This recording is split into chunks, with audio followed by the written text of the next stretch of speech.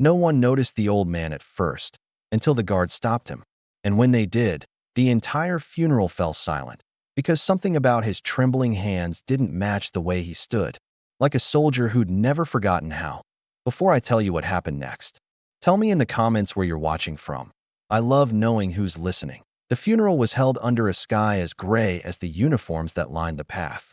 Rows of soldiers stood like stone, their medals glinting faintly under the pale morning light. At the front lay the casket draped in the nation's flag, guarded by officers in pristine dress blues. Every breath of wind carried a note of grief, the slow ripple of the flag, the quiet scuff of boots on gravel. This was no ordinary funeral.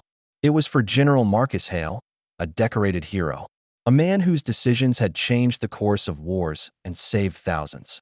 Only those with direct clearance were allowed past the gates. So, when the frail old man in a faded brown coat tried to step forward, two guards immediately blocked his way. "Sir, this area is restricted," one of them said firmly. His gloved hand raised. The old man looked up, his eyes pale and watery but sharp, like he'd seen more than most ever would. "I just need a minute," he said softly. "Just one. Do you have an invite, sir?" He hesitated. "No, but he would have wanted me here." The guards exchanged glances. To them, he looked like a drifter, his shoes scuffed, the edges of his coat torn, his cap old enough to belong in a museum. And yet, there was something in the way he stood. His shoulders were straight despite his age, his chin lifted slightly, not in defiance, but in remembrance. Behind the barricade, guests in polished uniforms began to whisper. "Who is he?" "Probably some local. Can someone get him out of here?" The guard sighed. "Sir, please step back. This is a military ceremony."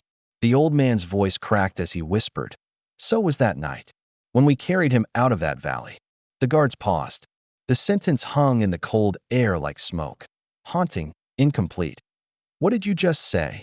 one asked, but before he could answer, a sharp voice echoed from behind the line. "What's going on here?" All heads turned.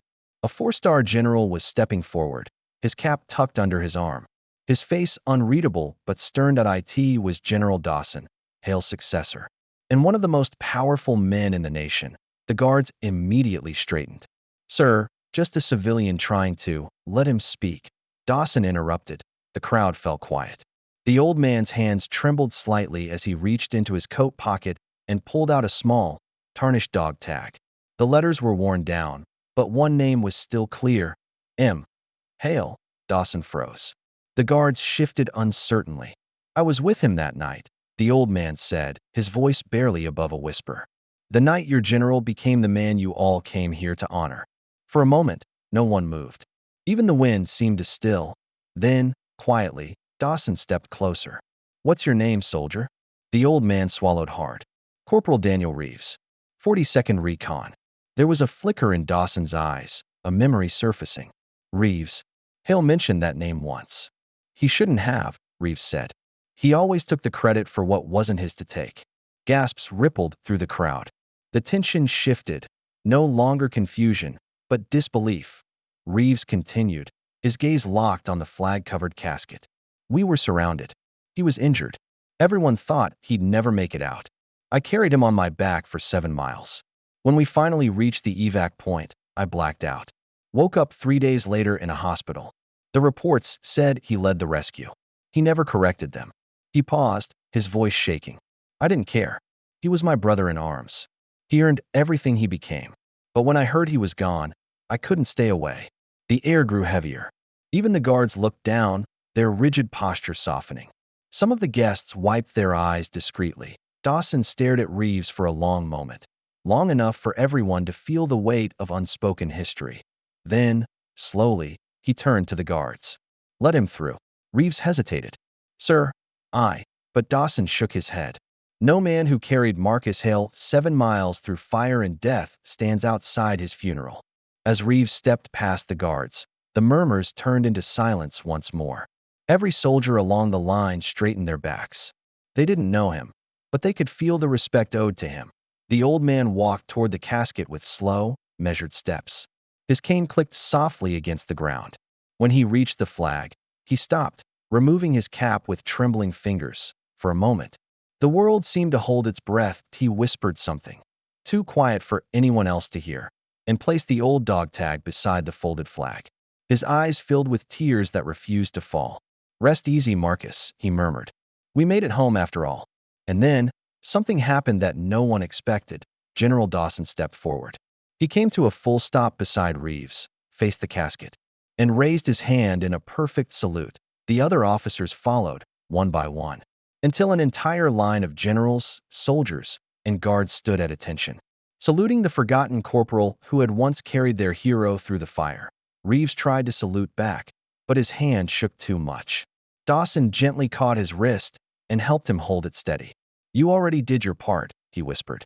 "Now let us honor you." Somewhere in the crowd, a woman began to cry softly. Cameras lowered. No one wanted to capture it, because this wasn't a moment for display. It was a moment for memory. The bugler began to play taps, the notes echoing through the field like a slow, mournful heartbeat. As the last note faded, Reeves turned to leave. But Dawson stopped him. "Corporal," he said, "we'd like to correct the record. You deserve recognition for what happened that night." Reeves smiled faintly, his eyes on the horizon. "Sir, I didn't come for that. I just came to say goodbye." He started walking toward the gate. Every soldier he passed came to attention, one after another, a ripple of respect that followed him until he disappeared beyond the line of uniforms. Later, when the ceremony ended, Dawson stood before the press. He held up the tarnished dog tag Reeves had left behind. "This," he said quietly, "belongs to the man who taught General Hale what heroism truly means." It wasn't medals or ranks. It was loyalty, the kind that doesn't fade, even when the world forgets your name. And for the first time, the story of Corporal Daniel Reeves was written into the official record, Truth Line, because true honor isn't carved in stone, it's carried in silence, by those who never stop remembering.